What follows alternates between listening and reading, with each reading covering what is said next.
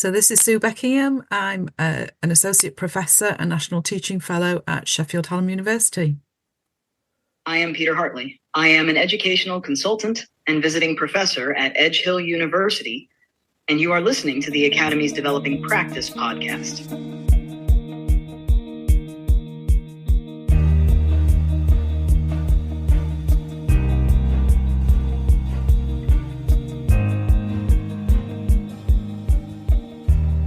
Hello and welcome. In this episode, we chat with Sue Beckingham and Peter Hartley about the future of generative AI in higher education. And rest assured, we did have Peter with us in human form, and his introduction was merely an experiment conducted with ChatGPT. We hope you enjoy.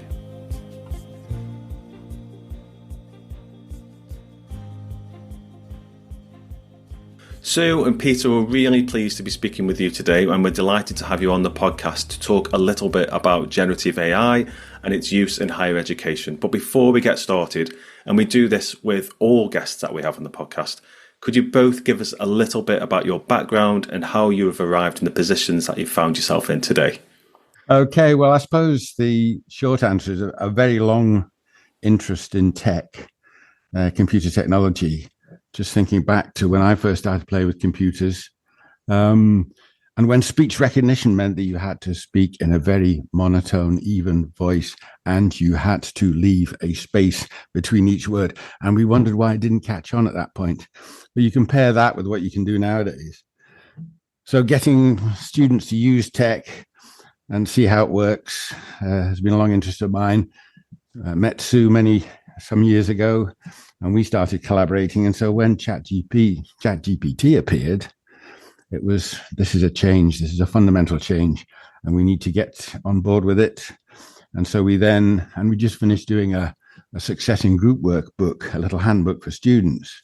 And we were starting to think about technology. And then we started discussing ChatGPT. And then we thought we'd better get this into SEDA. So we did conference workshops for them. And we decided after the first one, which had a shelf life of about half an hour, because then Microsoft and Google suddenly came along and announced that they were going to put in all their products. And so since then, that's been a roller coaster, because we've just been trying to keep abreast of it. And we've done sessions for conferences and events. Last week, we were at SEDA 2024 conference, and you'll find our slides online. In a month's time, we're at Edge Hill. And again, doubtless the slides will have changed by then. And also we've got Sue will tell you, we've got a co-edited book coming out through SEDA. So it's been a bit of a whirlwind. And I'm in my third career now, because I was a teaching academic, then I moved into education development, and now I'm working part-time, semi-retired. But I don't know how long that's going to last, because generative AI seems to be expanding. Sue? So very, very much for what Peter says, but again, myself being interested in technology enhanced learning, specialised a lot really around social media for learning, but really like to experiment and try different approaches to make teaching interactive and get the students involved with different things and play really. And that's kind of how it's arrived with the generative AI, because we'll say right from the start we're not experts, but we like to sort of look at how these different tools might be useful to us or not, as the case may be, and then sort of discussing the implications of using these tools, which we'll get onto later in the discussion. But yes, we've got a book coming out called Using Generative AI Effectively in Higher Education, Sustainable and Ethical Practices for Learning, Teaching and Assessment, which we've co-edited with Professor Jenny Lawrence and Stephen Powell. So that's a Routledge SEDA focus group. So that was a whirlwind putting that together, but there's some really excellent chapters with people across the sector, both nationally and internationally. So yeah, it's been great to learn from them. And I think that's one of our big ethos is really, it's having a conversation constantly with other people, because we're all learning together, and that's peers as well as our own students, who some of them are ahead of the game completely. Well, I bet it's really hard to be ahead of the game. How are you both coping with the pace of the change in generative AI? Because as soon as I learn something, it can be obsolete. Well, that's what the first thing we wanted to say was, can we come back next week? Because we haven't quite got on top of it yet. And there's there was a conversation I read online this morning, actually, between two supposed experts on AI arguing about how it works. And I think, well, if the experts, people who've been working in it and looking at it for years, one of whom was a very distinguished scientist who did some of the technological developments early on, if they can't agree, what hope is there for us? There's a lot of stuff comes out on YouTube on a daily basis. So I think one of the tips for anybody who wants to try and catch up on this is find your gurus, because there are a number of folk who are producing some very, very good and happily not too long YouTube pronouncements, which actually does help us keep up to date. But as you said, the rate of change is astonishing. This first question it sounds a bit silly in light of what you've just said, because it's what we want to know is what is the current landscape for the use of GenAI in higher education? And by current, it sounds like we might mean within the space of this actual conversation now.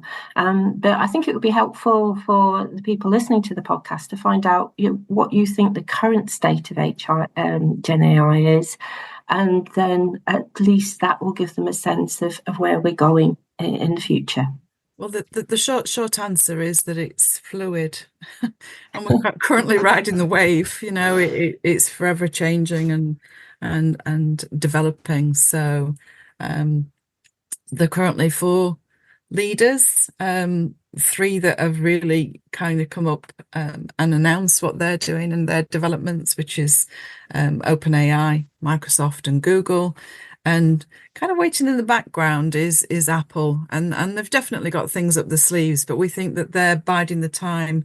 You might have seen some of the news releases where there's been certain little things that have not gone quite to plan that Google have done, and well, all 3 of the big ones. So I think Apple are waiting on. So, they're in competition with each other. There is a lot of money invested in this, and there's definitely a lot to be made from it.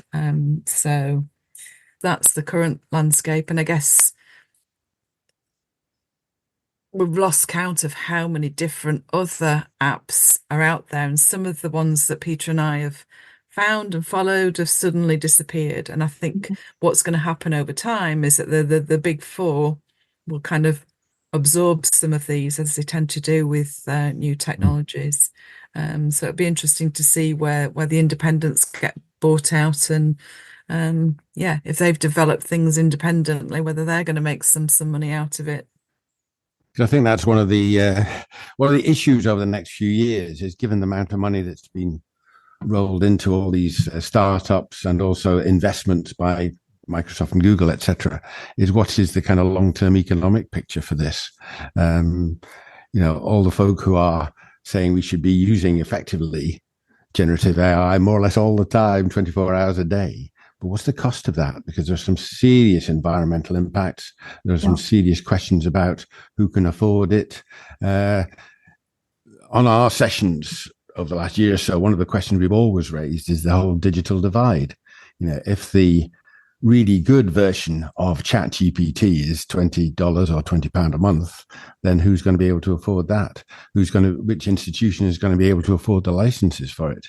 Now, it may well be that picture changed day before yesterday, because OpenAI said that our best new model, which is ChatGPT 4.0, and O stands for Omni, and we can talk about that because that's a really significant change.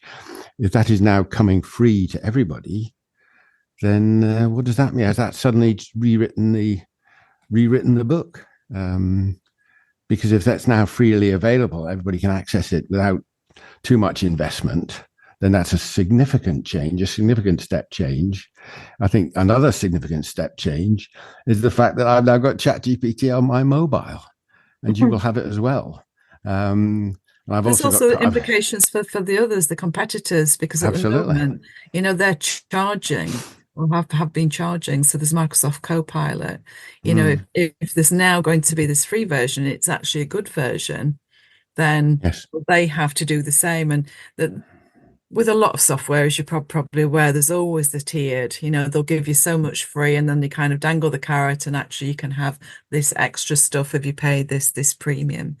But, you know, if it's enough that people can use it constructively, safely, and ethically, then that's good. Whether the larger business, sort of the corporate versions, just as you have enterprise versions for, you know, communication within organizations, they're prepared to pay for them, but we'll have to wait and see.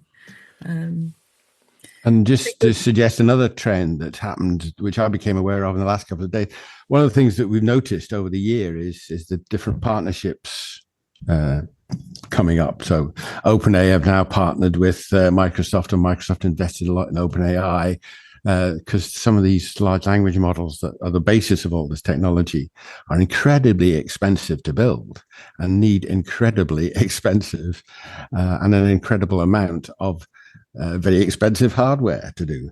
Well, one of the things that came out yesterday from the Microsoft announcement was they've partnered with Khan Academy. And I don't know whether you've come across that, Yes. which is this kind of math tutor. Well, they had Sol Khan there to talk about the impending partnership, and one of the things he said was that their ambition is to put an electronic personal assistant, to give that free to every teacher in the USA. And that's a bit of a change, isn't it? If this sudden technology is there, available free, and if you've watched any of the videos, I know there's some criticism of Khan Academy, which I'm trying to explore at the moment.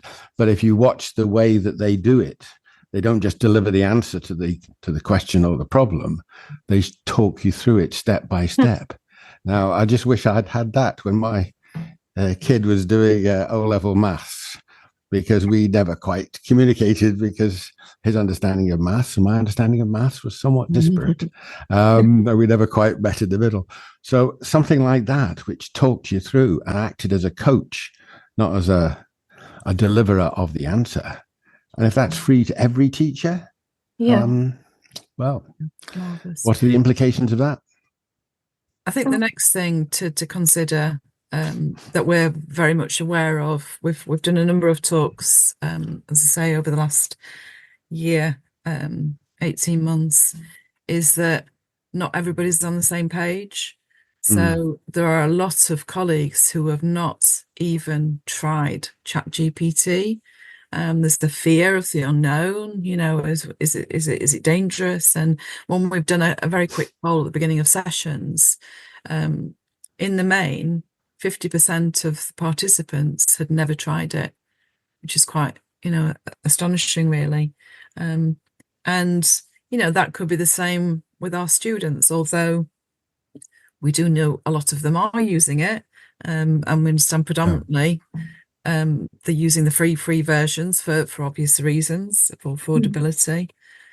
But there was an excellent study by Louise Drum from Edinburgh Napier. In fact, she's on to a third version of it, actually, where they've done an anonymous collection of information from students at their university to find out how they're using it, if they're using it. And they've come back to say, yes, they're using it to support their thinking and writing. They are aware that there are ethical issues of using it. They're beginning to navigate the affordances. They've used it as a dialogue partner, so, you know, sort of question and answer backwards. They found that it provides timely support, so out of hours, you know, if they can't contact the tutor, that's given them some help to a certain degree. But they are aware that it has implications, and what they were asking, or some in the response to it, was the need to be taught how to use it well and how to use it to prepare for future work that they're going to be engaging in when they go out into the wide world once they graduate. So they're eager to learn how to use these technologies in positive and ethical ways. I just happened to be I just happened to listen to a podcast last night from America where they were talking about reactions to ChatGPT et al.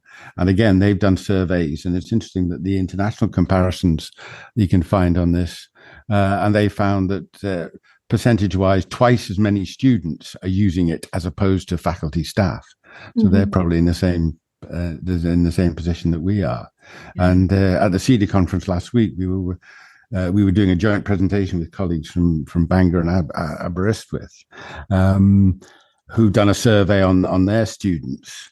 And one really perhaps frightening result that came out of that is that most of the students that they'd surveyed didn't really know what their institutional policy was about the use of this.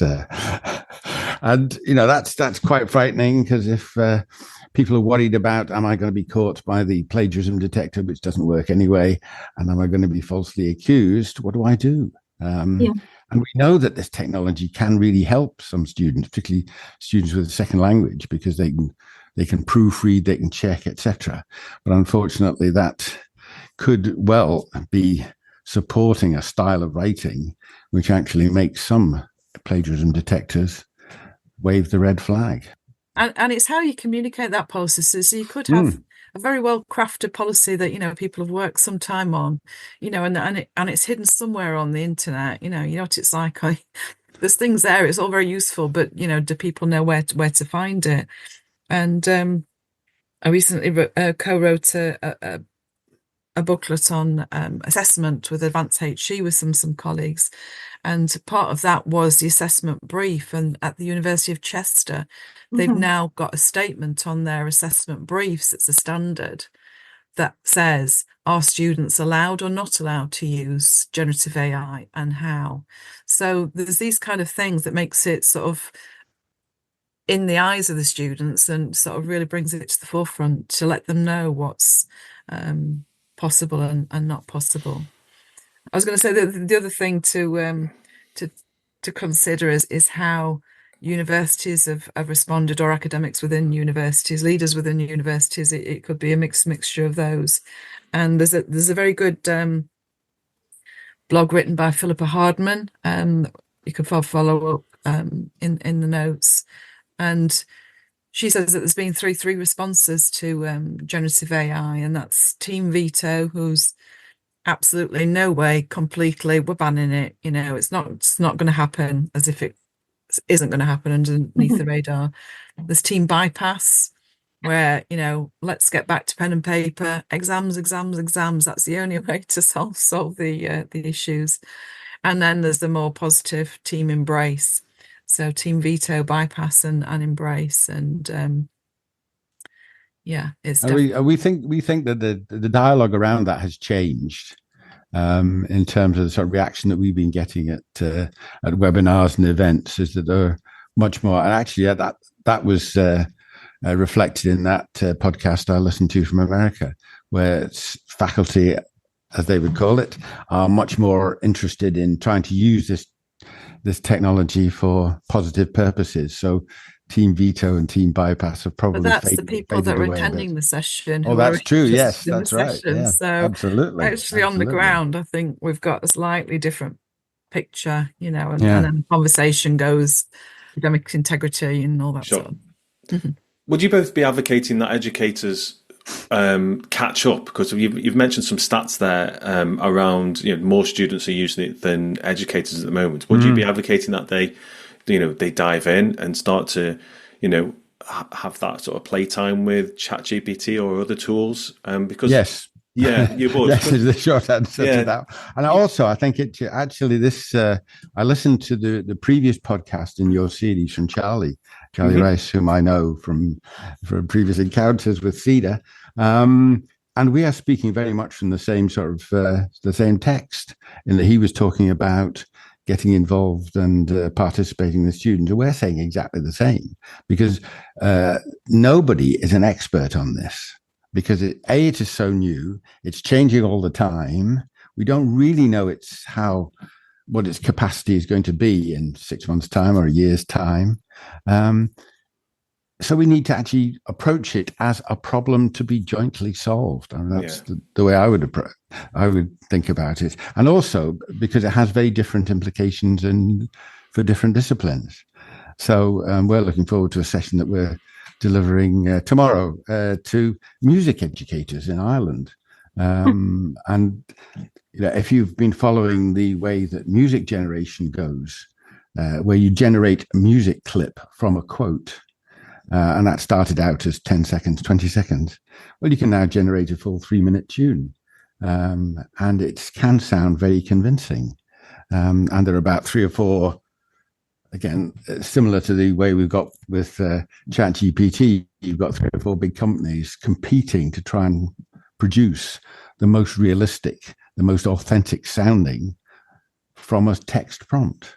And I've tried it, and it's not quite there yet. It makes some very funny choices. But again, I haven't experimented with very detailed prompts yet. But that's this weekend's fun. Yeah, but it can only get better, can't it? I look at things like Stable Diffusion and Midjourney, and I was using those, and like just in the 6 months that I first started using them to now, the things that they produce are wildly different and so much better. So the rate of improvement is massive. It's huge. So I guess this will be the same thing when it's generating music. I have heard of some tracks actually that then turned out to be AI generated tracks in the style of an artist.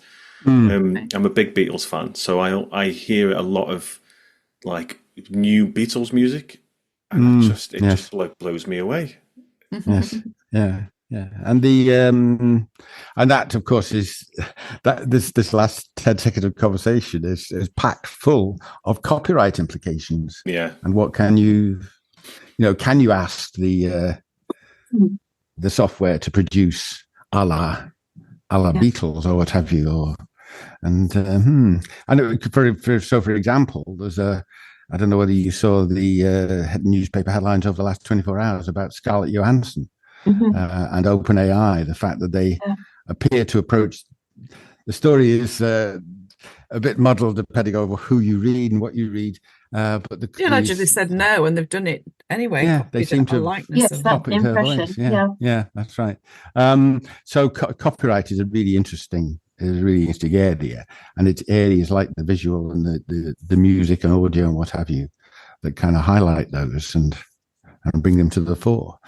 And of course, so every subject area is going to have slightly different issues, but every subject area is going to confront them in some shape or another. So the other industry that's going to profit is the legal area, isn't it? As the lawsuits start to come in for various different things. Yeah, that's right. But there's another point actually coming out of what we said a few minutes ago, which is that every university has probably now got some piece of paper which says that these are our principles for using AI. But when you look at them and then you think, well, how is a student going to apply that on a member of staff? How are they going to apply that in practice? Then you have a rather different question. So for example, I've just produced my essay. I use Grammarly, but Grammarly is now using GenAI in the background. If you have the more sophisticated version, have I now just committed a sin? So I think there's all sorts of fuzzy areas that we're going to have to encounter, which is why staff must work with students.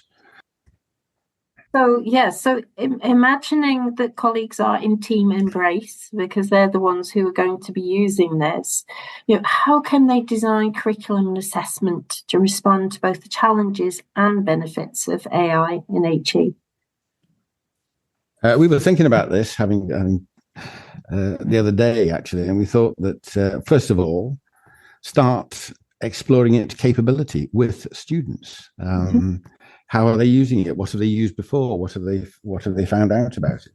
And I think that's a sort of conversation we should start having with students on day one of year one, because already schools and colleges are, well, there are certain experts trotting around schools and colleges now advocating very strongly the use of GenAI. Some schools have gone in for some of these packages that incorporate GenAI kind of under the hood to help. So students will be familiar, and students are familiar with ChatGPT almost by default, I suspect Yeah. now. So it's a conversation we should start having with students on day one. It's a conversation we should be having with them in terms of, well, what do you think you should be using this for?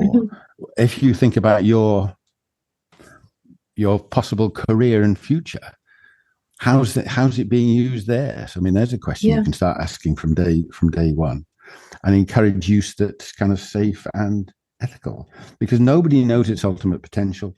Nobody knows in any kind of detail what the impact will be on the world of work. We already know companies that have laid people off because they can automate particular parts of, say, the customer service chain to greater or lesser advantage. So there's going to be impact on world of work. So start the conversation with students on day one would be one of our recommendations. Do you have anything to add to that? Yeah, I was going to introduce you to the Professor August Akar has created this little framework called PAIR, which is problem, AI, interaction, and reflection. So the problem is getting the students to either identify, analyze, define problems before they start using the tool, to think about what is it that they're wanting to find out. And then they can look at the AI tools and explore how it can be used. And of course, there's a variety of different tools. You could have students going off in different groups using different software and then coming back and discussing which was useful. So, the interaction with them, comes back to the prompting. There's the bad in, bad out, or rubbish in, rubbish out. It's the questions that they ask, that critical thinking of how you might add on to that, which is quite useful in ChatGPT, because you can build on a question if you keep adding to it and asking it to present it in slightly different ways. So that's helpful. And then the most important bit at the end is reflections. So this willingness to sort of look at, what have we found?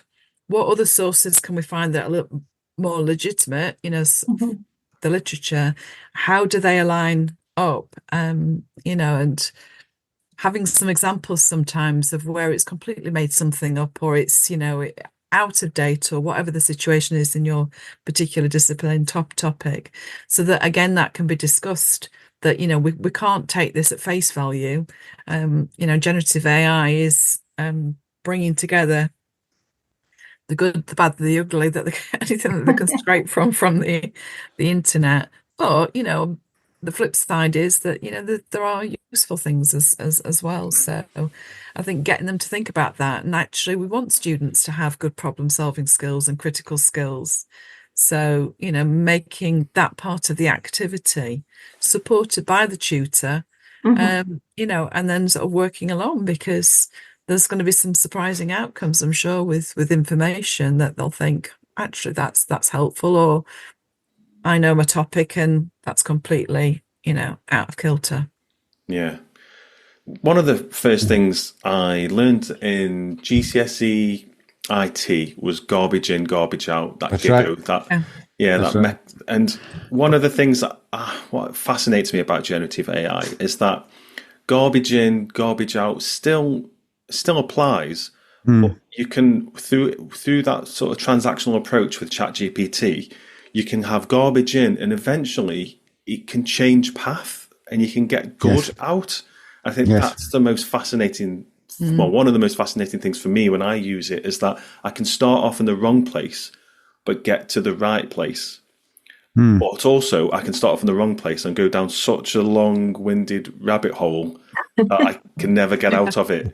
And I can imagine a student might be in the same boat as well. So they might use ChatGPT or another tool to find answers or to summarize maybe content, and actually it's not giving them exactly what they think they should be getting. Exactly. I always compare it to Wikipedia. We still have conversations with students that Wikipedia is a good starting place, but you've got to be careful what's in there. We don't know who's written it and their expertise behind it. With Wikipedia, obviously you've got potentially some references to follow up, and Chat GPT and the like is, a bit like Wikipedia on speed, it just does it faster, but it doesn't necessarily give you the right references but having said that, things are improving. So yeah. And remember that if you think about the announcement that came out of OpenAI this last week, we can now talk to our GPT. We don't have to type in the question, and we can interrupt it. So if we ask it a question, or we ask it to talk about X, and it goes off on the wrong track, I can say, hang on, and it will stop. So the notion, it's become much more, you use the word transactional. That's one way that it's going to develop dramatically over the next however many months, however many weeks, however many days. Because this idea of having it as a conversational buddy, your conversational personal assistant, it's a very different notion than just typing in your question and just waiting it to finish, and then, I didn't get that right, and let's start again. So the whole kind of interactions that we have, I mean, the OpenAI presentation a few days ago it's worth having a look at some of the examples that came out of that, because unfortunately they have used a very cheesy personal assistant who is full of awesome and have a nice day. Of course. And if you want to be supported by someone who has that tone of voice and that style all the time, then you're very welcome. But personally, I would like somebody to talk to who's a bit more straightforward and a bit less gushing. So there's going to be some interesting interesting choices that you can make going on there. But this idea of the conversation with the AI, rather than just the interrogation, the question and answer, I think students are going to respond to that well, provided they get the right personal assistant to play with. Yeah, I think that could be really powerful. Yeah, I think I presume that people, if not now, then quite shortly, people will be able to choose the sort of voice that they have, so they can have their teacher voice if they want to, so that it becomes perhaps a more educational experience for them. So that would be interesting. So there'll be this whole range of sort of persona almost that the GenAI can have, that the person can choose to engage with in that particular context. Well, that's already in existence to some extent. There's a software called character.ai where you can choose the character you wish to talk to with. So if you want to have a quick chat with Aristotle, there you go. And that what it comes back with is quite an interesting rendition of that personality. You've also got the kind of personal well-being type AIs, and the whole range of them with various degrees of friendliness. And again, they can be very convincing in this notion of until pretty recently they've been kind of text-based, but if you can now talk to them, it's a whole different ballgame. Oh yeah, absolutely. Yeah, it's interesting, that sort of coaching approach that AI is taking. There's a tool in LinkedIn Learning which they've developed a little built-in coach. So because it's connected to your LinkedIn account, it knows what you do for a living, and if you put some sort of goals in there, it sort of knows what you're after when you're in LinkedIn Learning. So you have a conversation with their AI-powered coach, as they call it, and then that directs you to LinkedIn Learning content. I thought that was really interesting. Now, I guess the next step from that is actually, rather than it directs you to LinkedIn Learning content, it just coaches you through the content itself. Yes. And I think that's fascinating stuff. I think I hadn't seen the OpenAI's statement on that. So how far away are we from having that in terms of access for all? So is that going to be a paid thing, and then it sort of trickles down like the rest of the tools? Well, that's the big question, really. I mean, at the moment, the announcement they made was that this new version of ChatGPT will be freely available.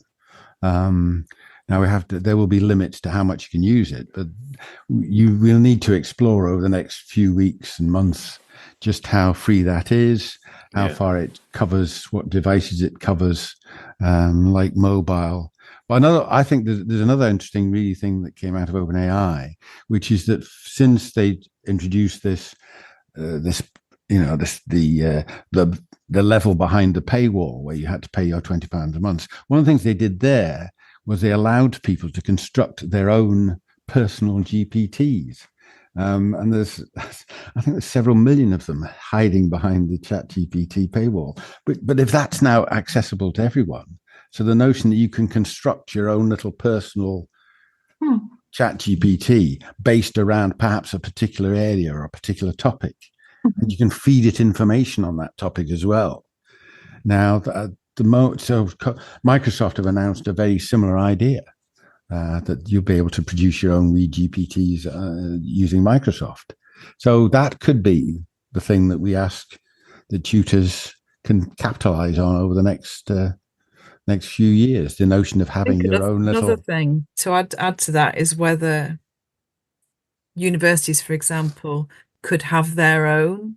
So it was kind of a bit like how we use Blackboard. You've got that walled garden of.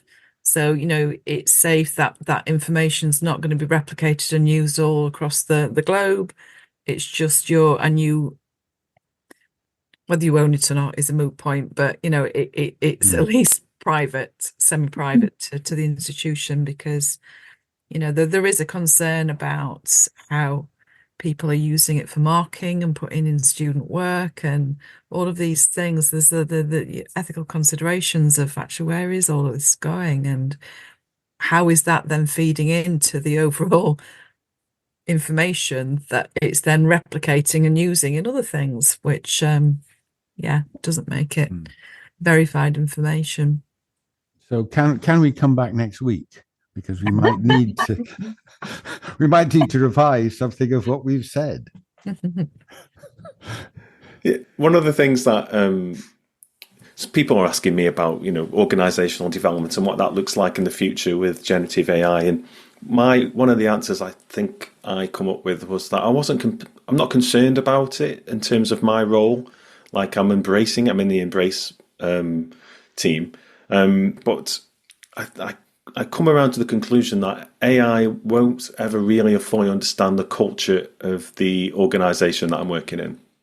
But actually, what you've just said with sort of maybe university-owned AIs, that's not quite correct, is it? No, it isn't. No, I think that's a really interesting point, because I mean, if you look at the sort of roadmap that Microsoft is setting out with their co-pilot and what have you, effectively the machine will have lots more information about the organization than any one person in the organization. Yeah. Simply because it will have collected it all and be able to search it, and it will have a mechanism. In other words, the large language model, the ChatGPT type interface, it will have a mechanism for searching through that. So the other things, the productivity affordances. So one example is with the paid versions, you can have meeting notes automatically taken with a piece of software, and there's implications there. So it's going to save somebody, from professional services taking those notes, because actually the AI can do that for you and bring it together. But Michael Webb, who is an expert in AI and works for JISC, he's just recently said that we need to think about some etiquette rules regarding that, and it's quite simple and obvious, but it needs to be sort of spoken about. And so don't invite a service if you're not the organizer of the meeting, because I've heard of situations where people have suddenly realized that something's in the background and nobody's been given that information or agreed to it. The second is that use the tool that your organization's looked at to make sure that the data's safe and all that sort of thing, and that at the beginning of the meeting everybody should be told, we're going to use this tool, does anybody have any objections? If there's objections, then we don't use it for that meeting. So it's three simple things to make sure that it's used ethically and safely. But these are the kind of things that I think will emerge. It's like when we first started to use the internet, and the etiquette rules came out. We really need some rules here, which when you read them, they seem obvious, but actually it stops those things happening because people just, I didn't think, One of the things that Microsoft announced the other day was there was Team Copilot. So they're trying to give teams the kind of Copilot type intelligence, and they're kind of reshuffling their software provision to make that more likely and also more helpful. So the notion of in the meeting that automatically generates its own minutes. Yeah. That you can interrogate in the meeting, so you can say, have we discussed this before? Oh yes, you discussed it on September the 14th, 2022, and this is what you concluded. So useful stuff like that. But I mean, that notion of the machine knows everything about you, in a sense, it has all the information there. What's it going to use it for? How are we going to use it? Yeah, I mean, in terms of my role, that's great because I can interrogate that in terms of like what, and then when I'm talking about the culture of the organization, our performance and where we're going, that's a really useful tool for me to interrogate. Whereas, previously I thought I would never be able to get that. No. And can I you just reminded me, can I pick you up on the thing you said a few minutes ago? Sure. Where you said we must join Team Engage. What we would say, you must join Team Critically Engage. Right. Because I think, this technology can produce complete rubbish at times. Yeah. And completely misleading stuff. And also it's still getting better every day. So we've got some lovely illustrations that we use in the webinars of illustrations where the number of legs under the table don't match the number of bodies in the around the table. So there's all sorts of peculiarities like that. Yeah, because I think you've both touched on the issue of work, and both in terms perhaps of AI replacing people. I mean, there's been a lot of stuff in the creative industries around people losing their jobs because GenAI can create copy that is passable, has been written by a human. But also, just now we've had this discussion about how GenAI can create meeting minutes and things like that. So, in terms of sort of students, how can we develop our students' employability skills in relation to the use of GenAI? Well, they're already using it to help them write cover letters and CVs. We know that, but we're also getting feedback from employers that are, critical at that use because it's quite apparent in the style of writing that they're using that they've not written it. So, for example, typical CV, you need to give examples of skills that are on the job application. You need to give authentic examples of where they've actually used those skills in a given situation, which, if they don't make sense, or even if they look passable on a CV and they get to interview, they can't actually answer the questions because they haven't thought through the the employers are actually going to look at this. So I think we do have a duty of care, if you like, to help our students understand how they use these tools and use them for good things, but they've also got to be savvy enough to check the information that's coming out of it. And there's we talked earlier about Grammarly, and there's certainly lots. We have many students that have got learning contracts, and sort of writing is not their strength point. So yes, it can help them, but it's got to be done in a way that they can then be sure that their authentic voice is there in it. So I think that's important. And as Peter's said, and we've said before, critical awareness of how they're using these tools. So looking ahead, what do you think will be the landscape for the use of generative AI in higher education? Maybe in 12 months? I mean, it's really hard to say because it changes so fast. Maybe if actually I shorten that and go to 6 months. What do you think the future is going to look like? Well, my answer is, what would I like to see? Yeah. Because we don't actually have a crystal ball, so we can't actually be sure. But I'd like to see that it's inclusive and accessible for all, so that everybody's got a decent tool, and appreciative that people want to make money out of this. There's always going to be the tiered, but there's a tool just that, as we can use Google to find information, that people can have access to that. And secondly, is less damaging to the environment, and where they get the information is more ethical as well, because there's obviously concerns there. I would endorse both of those wholeheartedly, and maybe add a third thing, which we would like to see students and staff working collaboratively to explore this technology in terms of what it can do and what it can't do and what it should do. And that's getting the potential to do that is closer this week than it was last week, because of the way things are developing. And next month, who knows when we decide what our iPhones will be able to do in the forthcoming 6 months. I think as a prediction, it's going to be an accepted, useful personal assistant.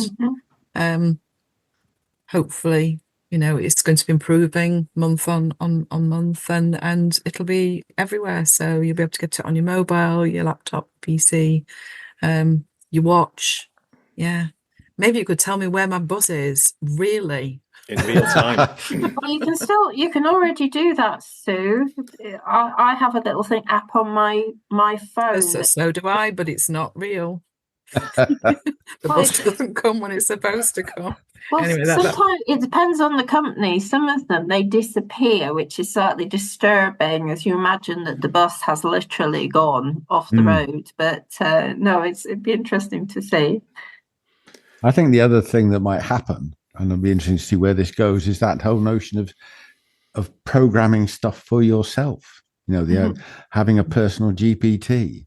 When I've got various, going back years, handouts and stuff like that, and I thought, well, there's some good stuff in there, and it's not quite there in the textbooks. So can I use that to develop my own little personal kind of store? And will students be able to talk to the VLE, Moodle or Blackboard, and say, do I remember having that class on whatever topic is? Can you take me straight to that content, because I can't quite find where it is, or can you then create me from those slides some revision questions, or there are all these things that the kind of technology is there, but it's not all joined up. So hopefully it'll be more useful. I think that'd be wonderful if you could say, provide me revision questions on X, Y content. That'd be fantastic. If you couldn't find it already. Well, you can always already do that in general, but it's this notion of being able to home in on your specific area. It reminds me of when I finished high school in the 90s. There was some, and obviously the internet was taken off, and there were some browsers that you had to pay to use, and some came free. And it reminds me of that sort of era where all these things were happening, and eventually they converged into maybe the big four or big five, and it then became free access for everybody. Everybody it became the norm. We just use browsers. I think it sounds like it's heading. Email, isn't it? Yeah, I used to have to pay for AOL. Yes. Yeah. And then, Google's free, but then you have to sort of accept that, Google also knows what you're emailing about and actually can tell you some things. And another thing that came out of the announcement this last week was Google saying they're going to put AI into their internet search. So that a Google search tomorrow is not going to look the same as it did yet last week. Yeah. And they're having to try and do that in order to keep hold of their income, but also we'll see where that goes. Because one of the assertions from a year ago was that all ChatGPT would somehow replace Google. Well, that hasn't happened. So what's this next generation of Google going to look like? Which will probably be here tomorrow. Yes, yeah. We'll meet up tomorrow afternoon to discuss how that looks and how we'll be able to use it. Well, this is the only area that I've taught in my career as an educator where I've had to date stamp every slide as by way of assurance to say this is what we thought then. What we think today or tomorrow might be different.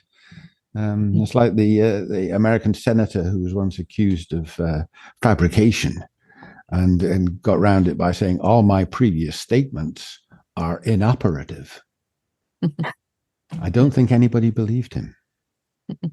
So this podcast is called the Developing Practice Podcast. We like to finish each podcast with 3 or 4 take-home points that the listeners could reflect on in terms of their own personal practice.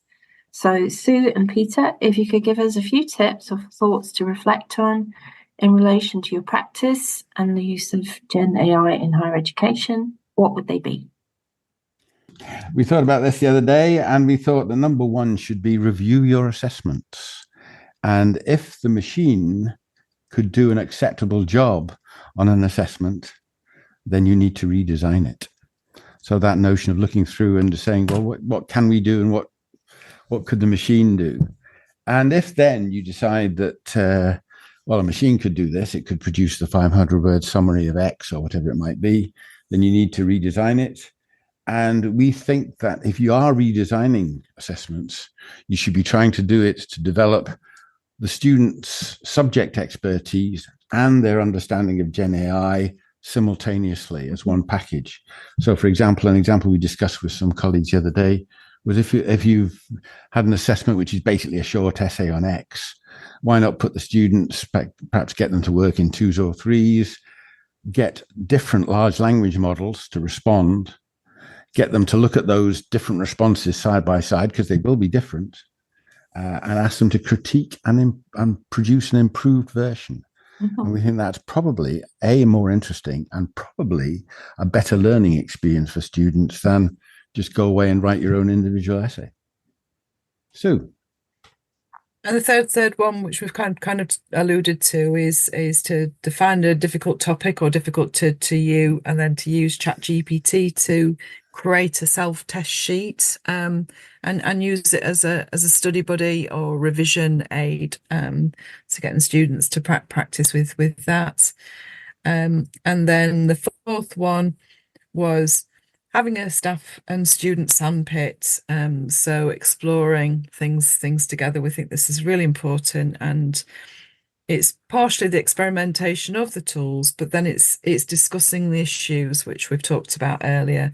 So the important things are copyright, the impact on the environment, the digital divide, and the cost, because until there is more things free, that's always changing. The ethical aspects, so where is the information being gathered from, and in what ways, and finally data security, which is really important. So be thinking about, if you are going to put information into some of these tools, what are the implications of that. So yeah, there are 4 tips to take away, I think. And we can end with one absolute 100% confident prediction, which is that last point about getting staff and students together to focus on this technology. We will still be saying that in a year's time. Brilliant. Thanks, Peter. Thanks, Sue. Thanks for your time today. That's been really interesting.